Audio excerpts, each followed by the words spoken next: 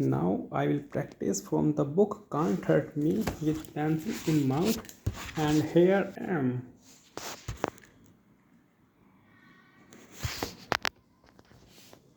This one for the unusual motherfuckers in the world. A lot of people think that once they reach a certain level of status, respect, or success, that they have made it in life.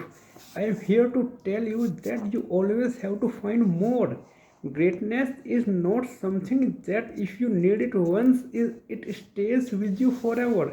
That shit evaporates like a flash of oil in a hot pan. If you truly want to become uncommon amongst the uncommon, it will require sustaining greatness for a long period of time. It requires staying in constant pursuit and putting out unending effort. This may sound appealing but will require everything you have to give and then some. Believe me, this is not for everyone because it will demand singular focus and may upset the balance in your life. That's what it takes to become a true overachiever. And if you are already surrounded by people who are at the top of their game, what are you going to do differently to stand out? That's what it takes to become a true overachiever. And if you are already surrounded by people who are at the top of their game, what are you going to do differently to stand out? It's easy to stand out amongst everyday people and be a big fish in a small pond. It is a much more difficult task when you are a wall surrounded by walls. This means not only getting into Wharton Business School but being ranked number one in your class. It means not just graduating birds but becoming enlisted honor man in Army Ranger School, then going out and finishing Badwater. Towards the complacency you feel gathering around you, your co-workers and teammates in that rare air. Continue to put obstacles in front of yourself because that's where you will find the friction that will help you grow even stronger. Before you know it, you will stand alone. Can't hurt me. Uncommon amongst uncommon. So here the next chapter is the empowerment of failure. On September 27, 2012, I stand in makeshift gym on the second floor of 30 Rockefeller Center, prepared to break the world record for pull-ups in a 24-hour period. That was the plan anyway.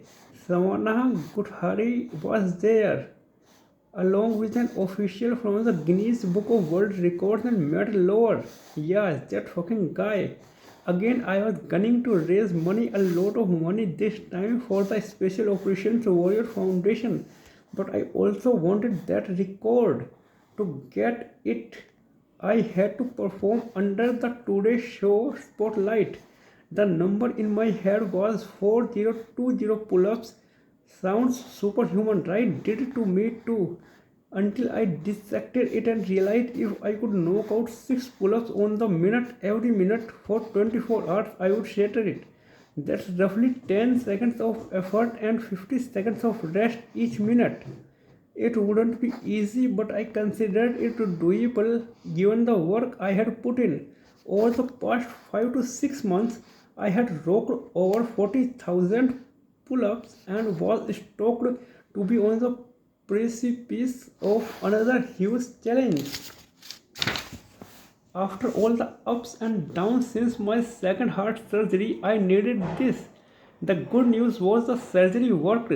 For the first time in my life, I had a fully functioning heart muscle and I was not in a rush to run or ride. I was patient with my recovery. The Navy wouldn't clear me to operate anyway, and in order to stay in the SEALs, I had to accept a non-deployable, non-combat job.